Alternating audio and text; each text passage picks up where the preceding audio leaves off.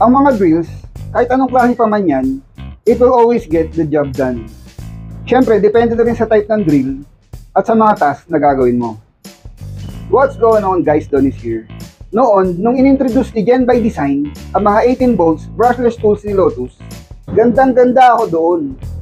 Particularly sa hammer impact drill at impact driver, na napakaangas ng dating at poging-pogi pa. Kaya naman, nung nakapartner ko na ang Lotus Tools Philippines, itong mga to agad ang na-request ko. But Lotus doesn't stop from innovating their tools. Kaya naman, naglabas sila ng bagong 20 volts brushless impact hammer drill with hard casing at iba pang mga accessories like drill bits, batteries, and charger. Kaya pagbukas ko pa lang at nang makita ko ito, talaga namang ako ay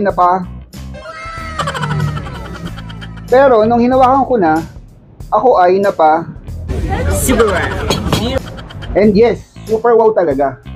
Kahit sabihin nyo pang sellout ako or whatever, pero marami na ako nagamit at nahawakan na drills. In fact, umaattend pa kami sa mga tool convention just to try out some new tools.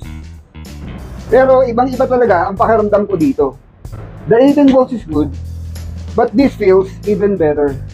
With its compact design, napaka-komportabling hawakan. And meet my drill best friend, the new 20 volts brushless impact driver.